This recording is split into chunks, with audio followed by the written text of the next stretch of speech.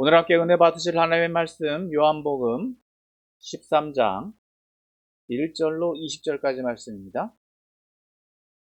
요한복음 13장 1절로 20절까지 말씀. 다 찾은 줄 알고 제가 말씀 봉독해 올리겠습니다. 6월절 전에 예수께서 자기가 세상을 떠나 아버지께로 돌아가실 때가 이른 줄 아시고 세상에 있는 자기 사람들을 사랑하시되 끝까지 사랑하시니라. 마귀가 벌써 시몬의 아들 가룟 유다의 마음에 예수를 팔려는 생각을 넣었더라. 저녁 먹는 중 예수는 아버지께서 모든 것을 자기 손에 맡기신 것과 또 자기가 아버지께로 하나님께로부터 오셨다가 하나님께로 돌아가실 것을 아시고 저녁 잡수시던 자리에서 일어나 겉옷을 벗고 수건을 가져다가 허리에 두르시고 이에 대야에 물을 떠서 제자들의 발을 씻으시고 그 두르신 수건으로 닦기를 시작하여 시몬 베드로에게 이르시니 베드로가 이르되 주여 주께서 내 발을 씻으시나이까? 예수께서 대답하여 이르시되 내가 하는 것을 내가 지금은 알지 못하나 이후에는 알리라. 베드로가 이르되 내 발을 절대로 씻지 못하시리이다. 예수께서 대답하시되 내가 너를 씻어주지 아니하면 내가 나와 상관이 없느니라. 시몬 베드로가 이르되 주여 내 발뿐 아니라 손과 머리도 씻어 주옵소서. 예수께서 이르시되 이미 목욕한 자는 발밖에 씻을 필요가 없느니라. 온 몸이 깨끗하니라. 너희가 깨끗하나 다는 아니니라 하시니 이는 자기를 팔 자가 누구인지 아심이라. 그러므로 다는 깨끗하지 아니하다 하시니라. 그들의 발을 씻으신 후에 옷을 입으시고 다시 앉아 그들에게 이르시되 내가 너희에게 행한 것을 너희가 아느냐? 너희가 나를 선생이라 또는 주라 하니 너희 말이 옳도다. 내가 그러하다. 내가 주와 또는 선생이 되어 너의 발을 씻었으니 너희도 서로를 발을 씻어주는 것이 옳으니라. 내가 너희에게 행한 것 같이 너희도 행하게 하여 본을 보였노라. 내가 진실로 진실로 너희에게 이르노니 종이 주인보다 크지 못하고 보냄을 받은 자가 보낸 자보다 크지 못하나니 너희가 이것을 알고 행하면 복이 있으리라. 내가 너희 모두를 가리켜 말하는 것이 아니니라. 나는 내가 택한 자들이 누구인지 알미라. 그러나 내 떡을 먹는 자가 내게 발꿈치를 들었다 한 성경을 응하게 하려는 것이니라.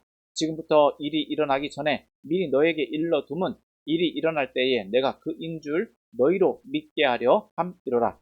내가 진실로 진실로 너에게 이르노니 나를 보낸 자를 영접하는 자는 나를 영접하는 것이요 나를 영접하는 자는 나를 보내신 이를 영접하는 것이니.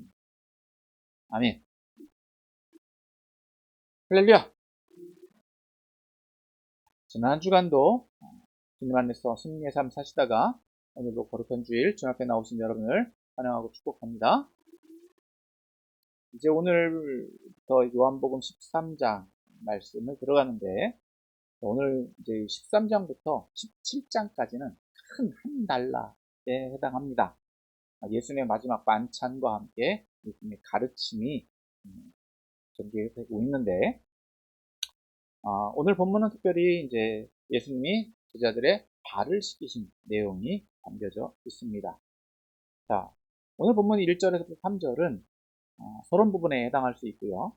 또 4절에서부터 11절은 예수님께서 제자들의 발을 씻기시는 내용이라고 말할 수 있고 12절서부터 20절까지는 예수님 발을 씻기신 행위, 즉 이 행동이 의미하는 게 무엇인지 또 그것에 대해서 말씀하고 있고 또 이것에 대한 해석, 또 이것을 어떻게 행해야 되는지, 이것을 어떻게 예수님의 명령이 담겨져 있다라고 볼 수 있습니다. 자, 오늘 이제 본문 말씀을 적용함으로 함께 은혜를 나누길 소망합니다. 자, 먼저 1절부터 3절까지의 말씀을 봅니다. 1절 말씀에 보면 앞서 말씀드린 대로 1절부터 3절은 서론, 본문 말씀의 배경이라고 할 수 있죠. 자, 먼저 1절 말씀을 보면 6월절 전이라고 말씀하고 있습니다. 앞서 12장의 연결이다라고 하는 거죠. 즉 예수님이 6월절을 앞두고 제자들과 함께 6월절을 준비하기 위해서 예루살렘에 이르셨습니다. 아직 6월절이 시작되기 전입니다. 그 6월절을 준비하기 위해서 예루살렘에서 제자들과 함께 식사를 준비하시고 또 제자들과 함께 있는 가운데 있는 것을 알 수 있습니다.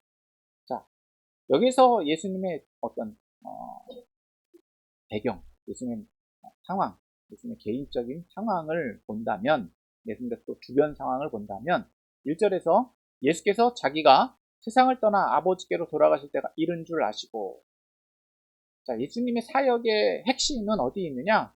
공생의 사역도 있지만 가장 중요한 사역은 바로 예수님의 죽으심과 부활, 그리고 승천인데, 예수님께서는 이제 세상을 떠나, 즉 예수님이 죽음과 함께 승천하실 것에 대해서 알고 계시다라는 겁니다. 그때가 임박했다라고 하는 겁니다. 그것을 예수님이 이제 인지하신다, 인식하고 계시다는 거예요. 그때가 이제 임박해 있다라는 겁니다. 그리고 그때를 준비하기 위한 사전 작업을 계속해서 해가고 계시다라는 거죠. 그래서 예수님은 어떻게 하셨느냐? 세상에 있는 자기 사람들을 사랑하셨다는 거예요. 세상에 있는 자기 사람들. 여기서 핵심은 사랑하셨다는 거죠. 누를? 세상에 있는 자기 사람들. 여기서 말하고 있는 자기 사람들이다라고 하는 것은 구체적으로 두 종류의 사람을 의미할 수 있을 것입니다. 첫 번째는 예수님을 따르는 제자들, 가장 핵심적인 주축된 인물들이다라고 할 수 있고요. 또 더불어서 그 외에 예수님을 그래도 인정하고 따르려고 하는 사람들, 믿는 사람들.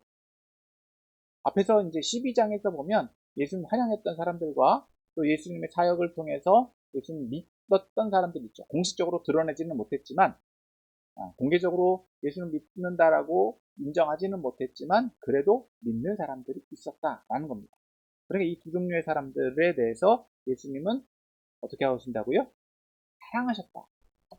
사랑하신다라고 하는데 어떻게 사랑하셨느냐? 한계를 드러내고 있는데 어떤 한계? 끝까지. 여기서 끝까지라고 하는 내용을 본다면 분량을 의미할 수 있고요. 기간을 의미할 수 있죠. 분량이다라고 한다면 얼마를 의미할까요? 거의 무한대를 의미할 수 있겠죠. 그리고 기간을 의미한다라고 한다면 예수님의 사역이 마지막, 종결될 때까지, 그 기간까지를 의미한다라고 볼 수 있는 거예요. 그러니까 기한도 없고요. 분량도 무제한이다. 근데 그 사랑을 표현하는 방법이 무엇이냐라는 겁니다. 그 사랑이 어떻게 나타날 것이냐라는 거예요. 그것을 전제로 오늘 본문을 보아가야 된다는 것입니다.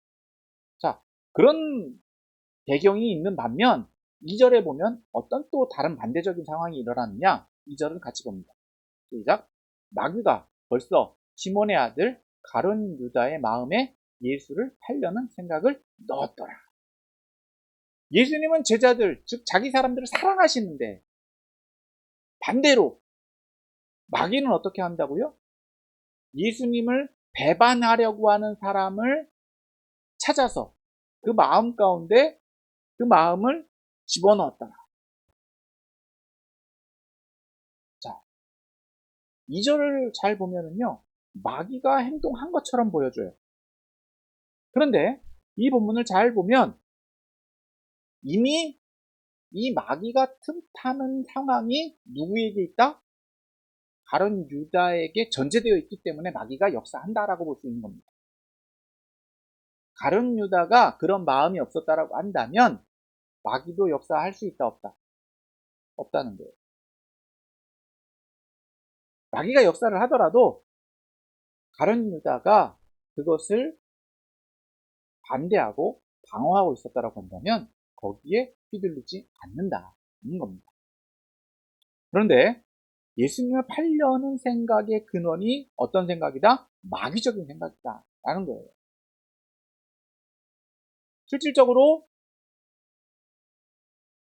마귀가 그 생각을 넣었지만 여기서 본문을 보면 생각은 누가 넣었다고요? 마귀가 넣었어요. 그러나 실질적인 행동은 누가 한다? 가룟 유다가 한다. 이건 이제 앞으로 우리가 보아갈 건데 마귀가 아무리 생각을 넣었다 하더라도 생각을 넣는 데까지 그칠 수 있어요. 그러나 행동은 누가 한다? 사람이 한다. 굉장히 중요한 겁니다. 그러니까 전적으로 마귀에게 다 책임을 돌릴 수 있다 없다? 없다는 거예요. 사람이 마음이 그런 생각이 있고 마귀가 그것을 극대화하고 동조하게 하지만 행동은 결과적으로 누가 한다? 사람이 한다. 그 책임을 회피할 수 있다 없다? 없다는 거예요. 공범이 되는 거예요. 동조자가 되어버립니다. 자, 그런 상황이 극대화되고 있습니다. 우리가 이제 성경을 보아가는 상황에서는 2절의 상황은 우리가 알 수가 없는 상황이죠. 하지만 긴장감은 고조되고 있습니다. 자, 예수님 이 상황을 다 알고 계셨을 것으로 보여지지만 그럼에도 불구하고 예수님은 어떻게 행하고 계시느냐? 자, 3절입니다.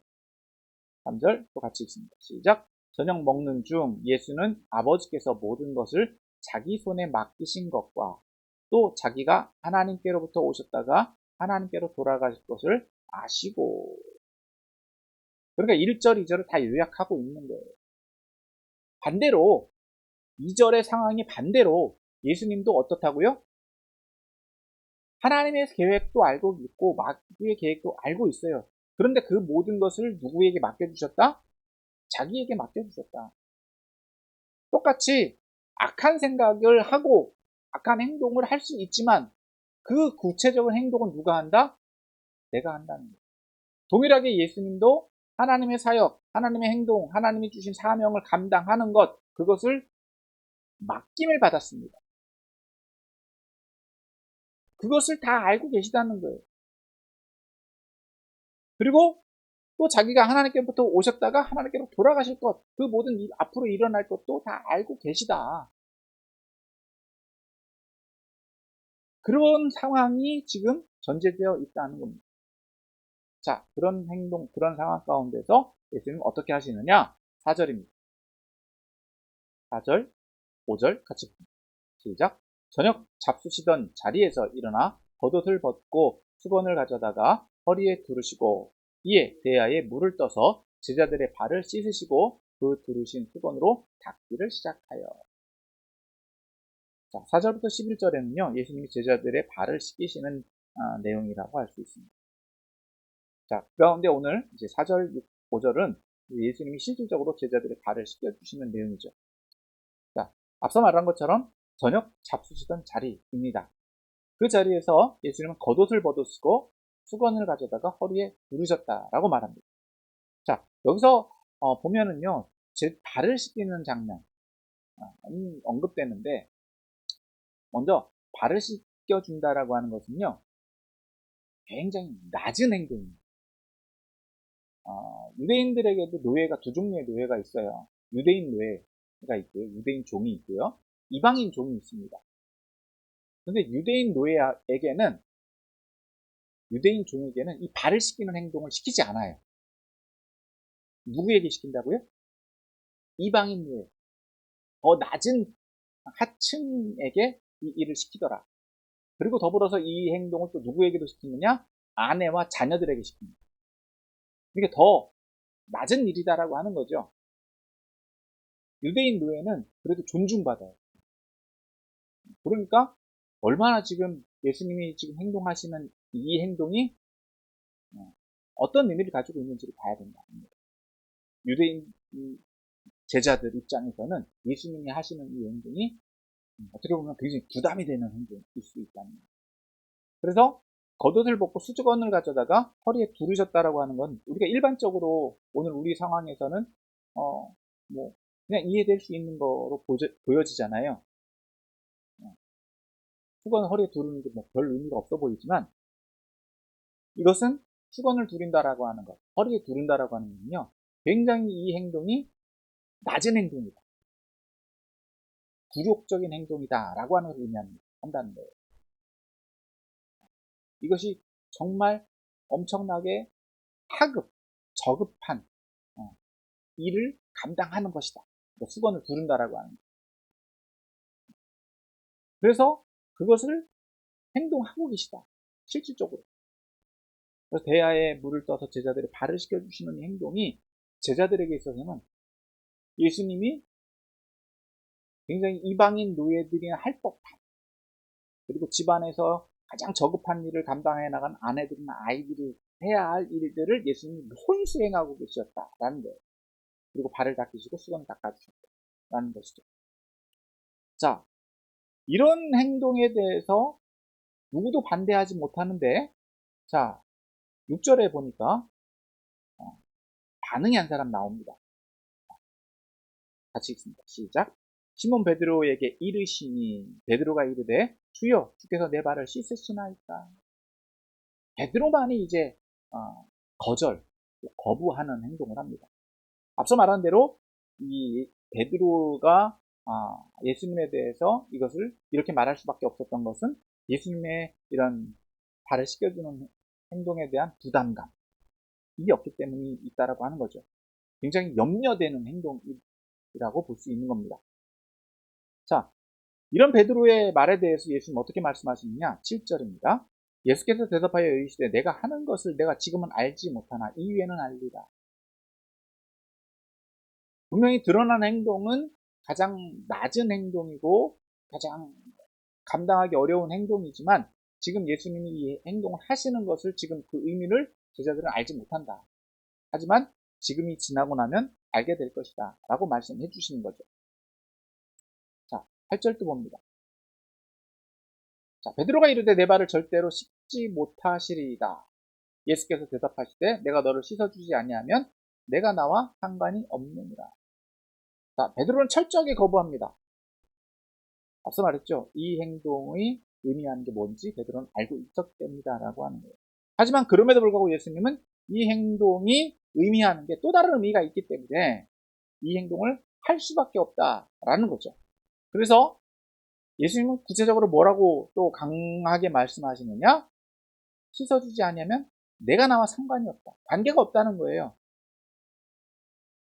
그러니까 이 행동이 이렇게 예수님이 행하시는 게 얼마나 중요한지 그 가치를 강하게 말씀해 주고 있다는 겁니다. 그렇기 때문에 예수님의 이 행위의 결과가 바로 예수님과의 관계를 전제한다는 겁니다. 그래서 더불어서 이 행동을 받아들이는 것은 또 무엇을 의미할 수 있느냐? 예수님과의 관계가 더 견고해질 수 있고 돈독해질 수 있다라는 것으로 또 볼 수 있는 겁니다. 자, 그런데 베드로는요 좀 독특해요. 9절입니다. 또 같이 읽습니다. 시작. 시몬 베드로가 이르되 주여 내 발뿐만 아니라 손과 머리도 씻어주옵소서. 예수님과 관계가 더 돈독해진다라고 생각을 하니까 어떻게 반응한다고요? 다 씻어달라는 거예요. 손과 머리까지라고 하는 거는요, 어디까지냐? 전신을 씻어달라는 거예요. 전신. 지금 발을 씻는 거는 뭐라고요? 가장 낮은 행위인데 전신을 씻어달라는 건 더한 행동을 요구하는 거거든요. 중간이 없어요. 그러니까 예수님이 이제 뭐라고 말씀하시느냐? 10절. 예수께서 이르시되 이미 목욕한 자, 손과 머리를 씻어달라는 게 뭐 어떤 의미다? 목욕시켜달라. 목욕한 자는 이제 목밖에 씻을 데가 없다? 발밖에 없다. 이렇게 다른 의미가 있다라는 것을 말씀해 주는 겁니다. 그러니까 다시 말해서 여기서 목욕이 의미하는 게 뭐냐라고 하는 거예요. 발을 씻는다는 겁니다. 그러니까 여기서 핵심은 씻음에 있는 거죠. 씻는다라고 하는 것.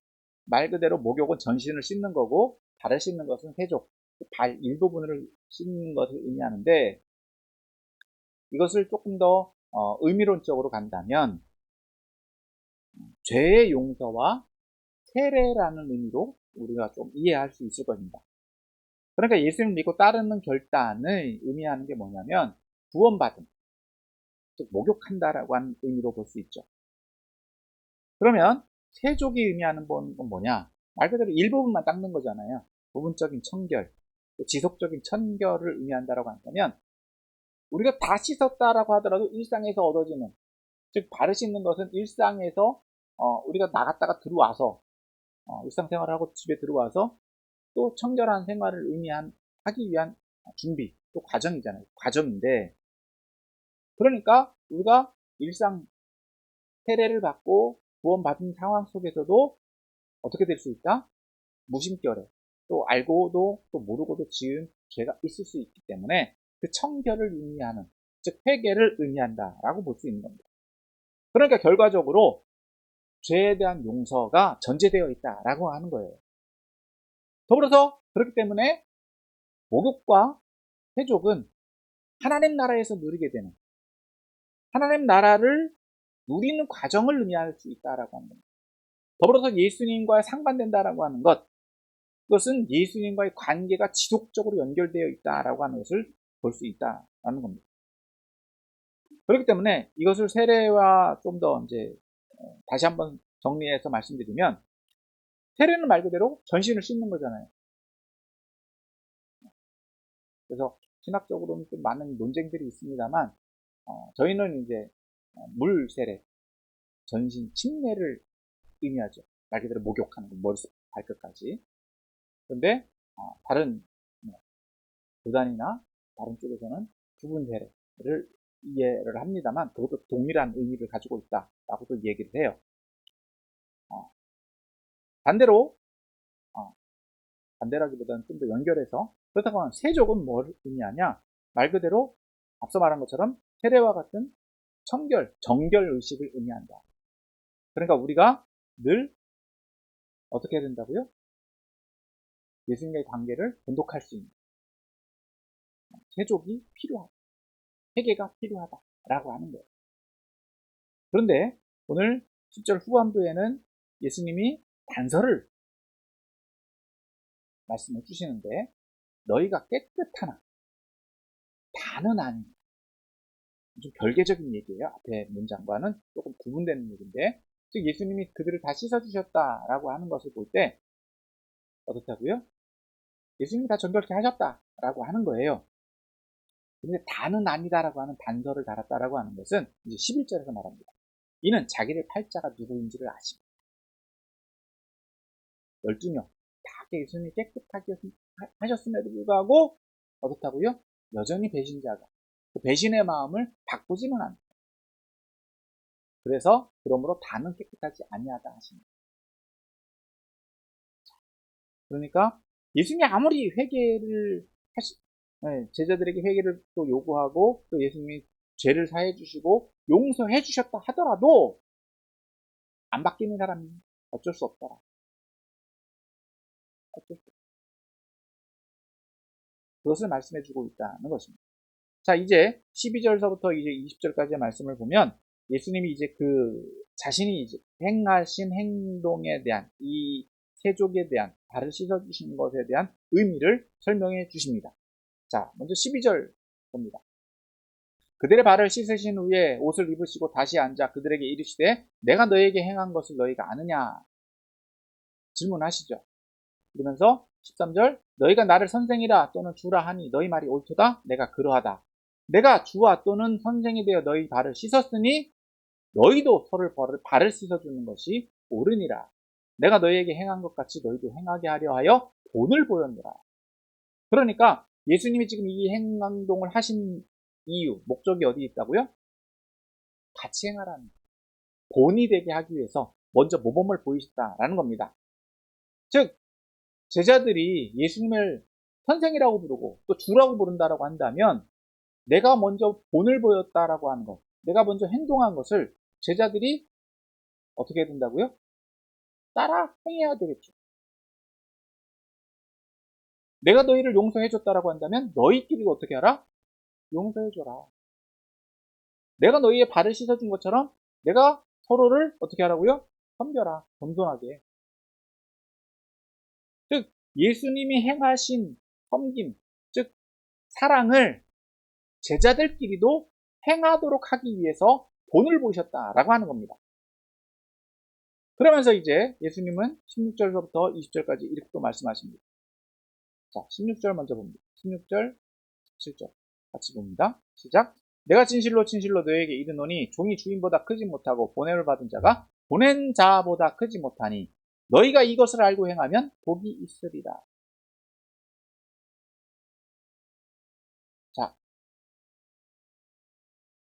앞에서 이제 제자, 선생이라고 얘기했고, 여기서는 종과 주인이라고 얘기했고, 또 보냄을 받은 자가 보낸 자와 이제를 얘기하고 있는데, 말 그대로 동일한 거예요. 제자는 누구를 따라야 된다고요? 제자는 선생님을 따라야 되고, 종은 누구를? 주인을 따라야 되고, 번호를 받은 자는 보낸 자의 명령을 수행하면 되는 거예요. 그러니까 하라는 대로만 하면 된다는 말씀입니다. 그럴 때는 17절 말씀에 예수님은 이렇게 말씀하시는 거예요. 너희가 이것을 알고 행하면 복이 있다. 다시 말해서 하라는 대로만 하면 그것이 복이다라고 하는 거예요. 그럼 복이 없는 건 뭘까요? 모르고 행하는 것과 행하지 않는 거죠. 그러니까 행하더라도 어떻게 하라고요? 알고 행해야 된다. 이것이 의미하는 게 뭔지를 알고 해야 된다. 행위만 따라해서는 안 된다는 거예요. 행위만 얼마든지 행위적으로만 할 수도 있습니다.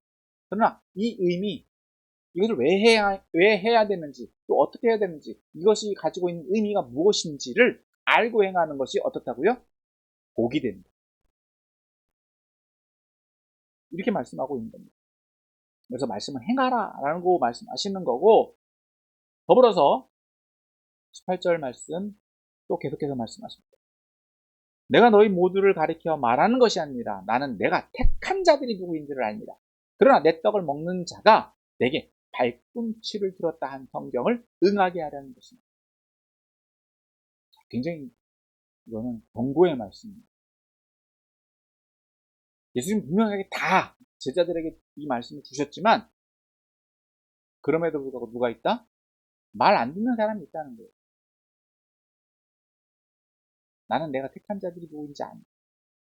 그럼 택함 받지 못한 사람이 누구인지도 안다는 말씀인 거죠.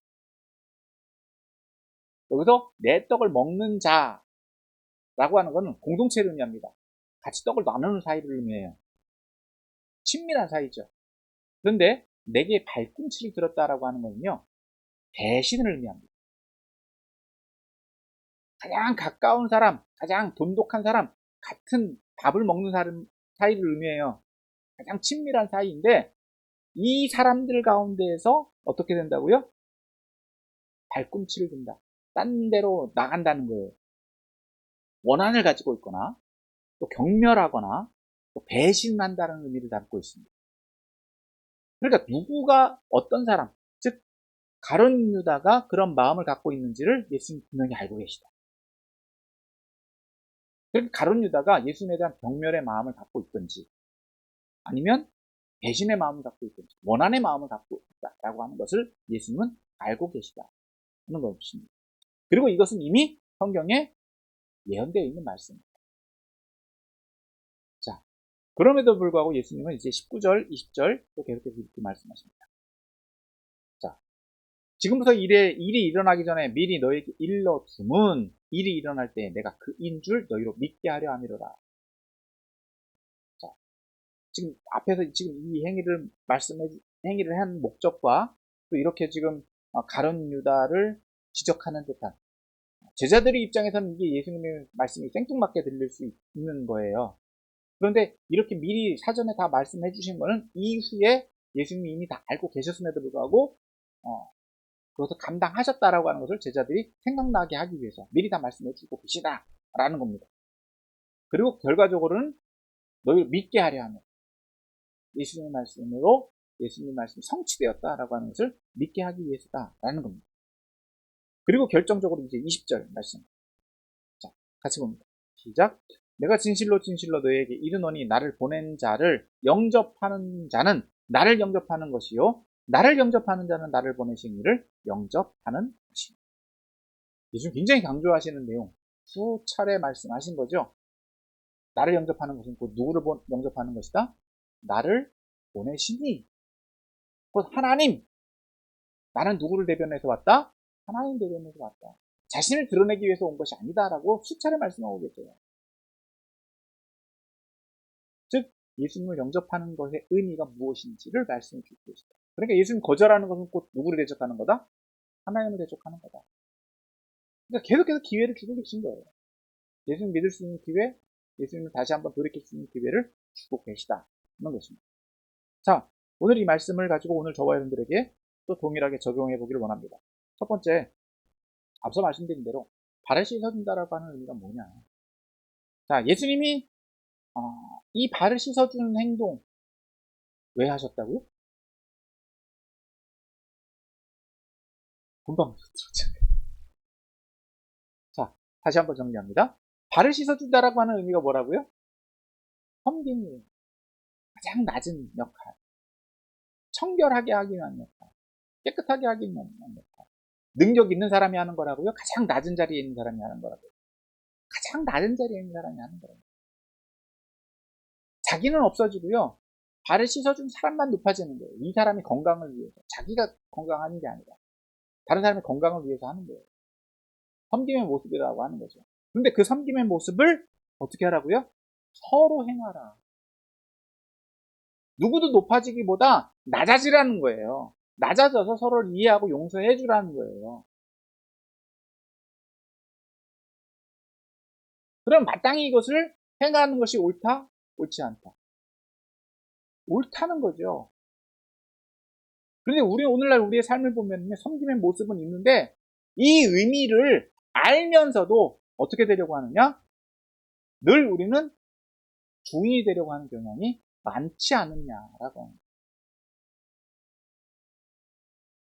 닦아주면서도 주인 행세해요. 이리 와, 내가 닦아줄게. 안 닦겠다라고 하는데도 굳이 억지로 데려다 놓고 너 닦아야만 돼. 왜? 내가 높아지려고.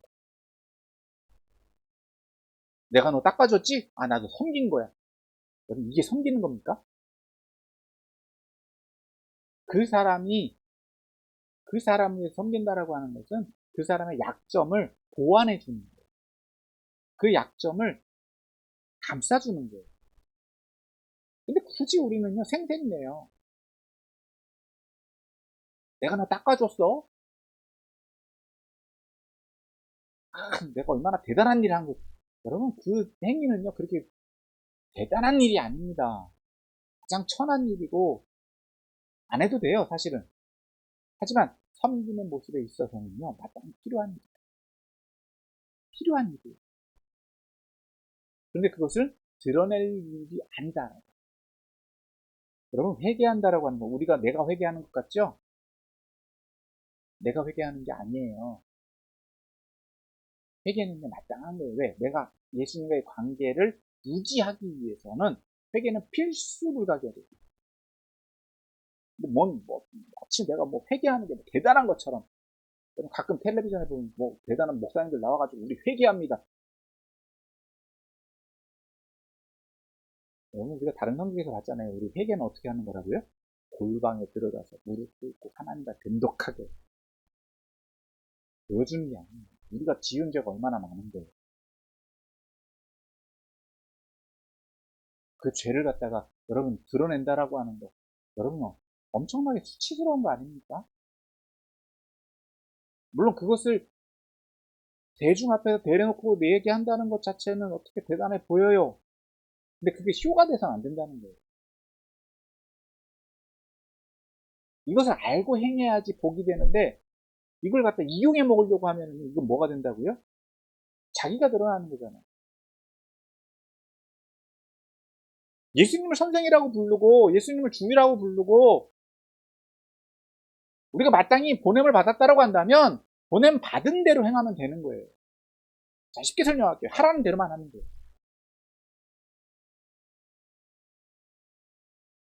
그렇다고 해서 내가 잘했다라고 칭찬받을 수 있습니까?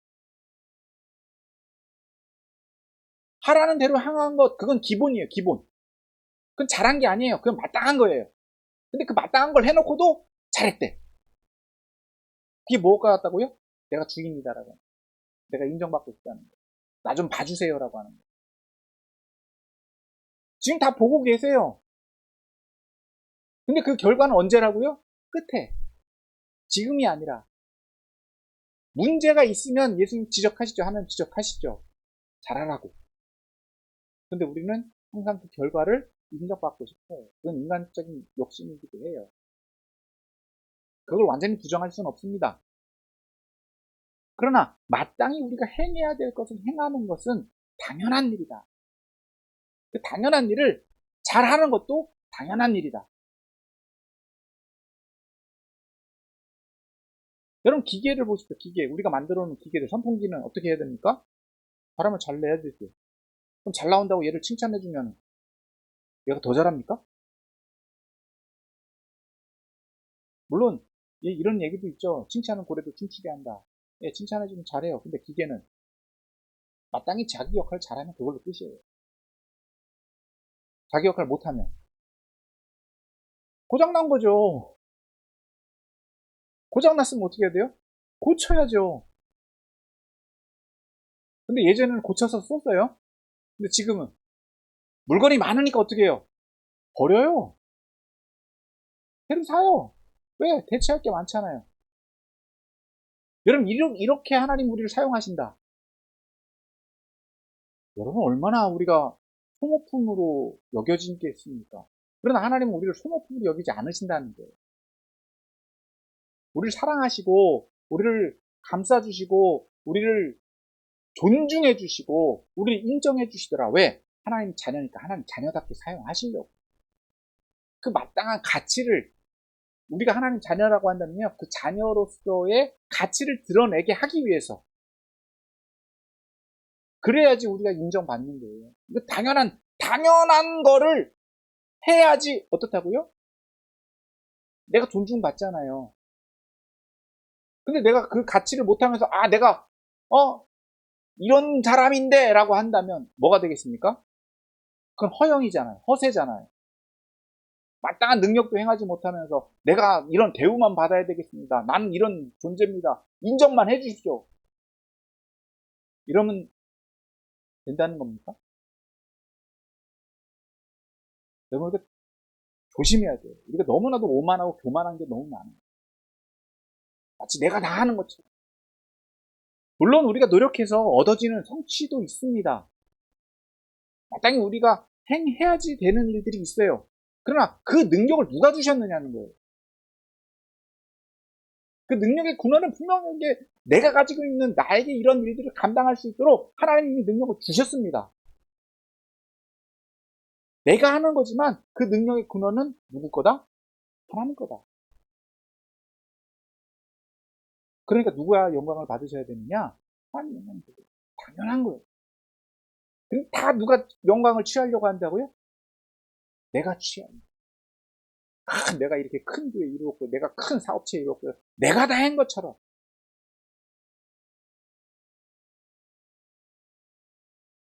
그러니까 여러분 끝이 안 좋은 거예요. 이건 과거 역사를 통해서 우리는 다 살펴볼 수 있어요. 근데 우리는 그 틈바구니를 결코 한치도 한순간도 넘어서지 못하더라. 사실 여러분 저는 넘어서지 않아도 된다고 생각해요. 왜? 우리가 감당할 만큼만 하면 하나님 역사는 하나님 이루어 가고 계시기 때문에 하나님께서 원하시는 거냐 당연한 것인데 뭐냐 오늘 본문에서도 볼 수 있는 것처럼 배신자 있잖아요. 배신할 거 아셨다고요? 모르셨다고요? 아시다고요. 아셨음에도 불구하고 반대 세력, 방어 세력이 있다 하더라도요. 하나님의 일을 해 나가세요. 못 하시는 게 아니에요. 하나님 일은 하나님이 이루어 가세요. 우리는 그냥 그 자리에 쓰임 받아서 하나님 자녀로서 우리에게 복 주시려고 하는 거 내가 누려야 되는 거예요. 못 누리는 게 문제인 거예요. 하나님 주신 걸 누리려고 해야 되는데 내가 만든 걸 누리려고 하니까 내 수준밖에 못 누리는 거예요.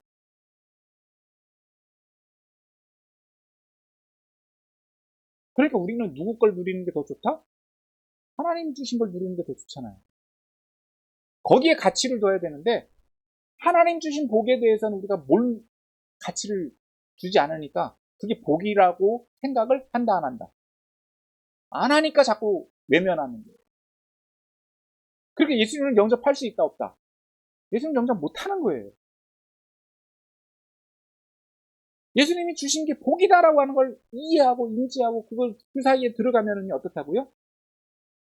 복이 되잖아요. 복이 얼마나 큰 복을 누리겠습니까? 그래서 오늘 본문에서 우리가 또 두 번째 적용할 것은 뭐냐? 선택과 그 결과는 우리가 책임져야 된다.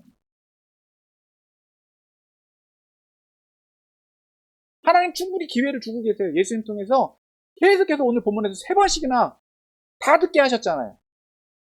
예수님 제자들 12명 다 씻어주셨습니다. 가룟 유다, 너 배신할 거지? 넌 안 씻어줘. 이렇게 하신 게 아니에요. 가룟 유다도 발을 씻어주셨어요. 그러면서도 알고 계시다라고 하는 건 눈치를 계속 주신단 말이에요. 그랬는데도 어떻다고요?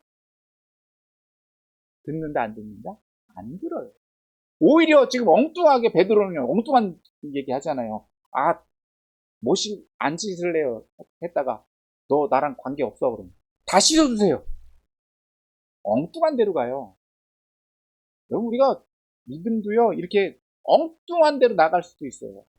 엉뚱한 복을 구할 때도 있다고. 근데 예수님 얼마나 친절하십니까? 다 씻었잖아. 발만 씻으면 돼. 너 이미 깨끗해. 나와 관계를 계속해서 유지해 나가기만 하면 돼. 또 말씀해 주시잖아요. 내 떡을 먹는 자가 내게 발꿈치를 들었다 한 성경 응하게 된다. 여러분 예수님은요 그 사실 가룟 유다마저도 구원하기를 원하고 계세요. 그런데 어떻다고요? 여전히 거역하고 배신하고 여전히 배반하려고 하는 사람은 예수님도 못 막는다. 못 막는다라기보다도 여러분 이것은 좀 아직 제가 신학적인 논쟁에 있어서 정리가 좀 덜 된 부분이긴 합니다만 사실 가룟 유다도 굉장히 필요하기만 해요. 가룟 유다가 없었으면 예수님 십자가가 성취가 되지 않기 때문에 안타까운 일이긴 합니다만 필요하기 어느 정도는 필요한데 문제는 잘못할 수 있다는 거예요. 그러나 끊임없이 주님은 돌아올 기회를 주신다. 포기하시는 법이 없어요. 그러나 그 선택의 결과, 선택을 누가 해야 된다고요? 저 자신이에요. 누구도 못해요. 누가 대신 해줄 수도 없어요. 기회를 줄 따름이지 그 선택과 그 책임의 결과는 본인이 져야 돼요. 안타까운 거예요. 그럼에도 불구하고 예수님은 어떻게 하셨다고요? 사랑하셨어요. 얼마큼? 끝까지 사랑하셨어요. 끝까지 사랑하셨어요.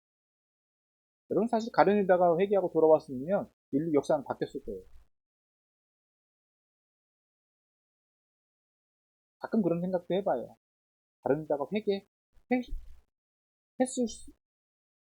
할 수 있었을까?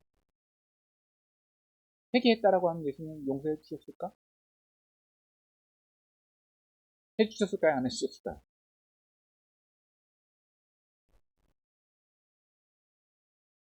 누구에게라도 열려 있어요. 바울도 돌아왔잖아요. 그래서 안타까운 거예요. 그래서 택한 자 하나님 다 구원하기를 원하시는데 결과적으로는 어떨 수밖에 없다고요?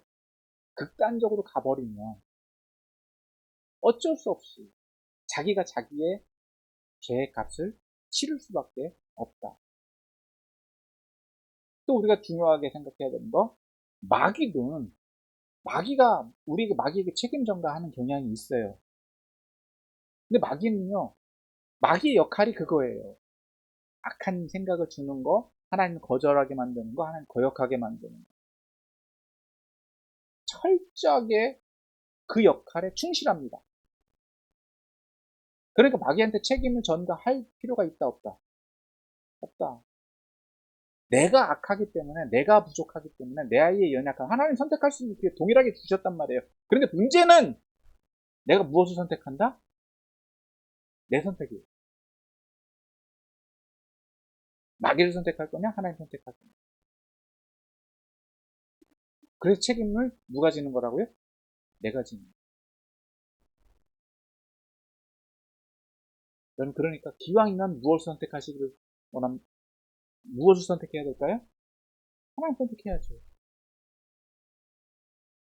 기왕이면 선한 것이 무엇인지 하나님 원하시는 게 무엇인지, 하나님께서 계획하고 계신 게 무엇인지, 그걸 선택할 수 있는 책임, 능력, 이미 하나님 주셨습니다. 무한 자유예요. 엄청난 사랑을 받고 있는 거예요, 저와 여러분.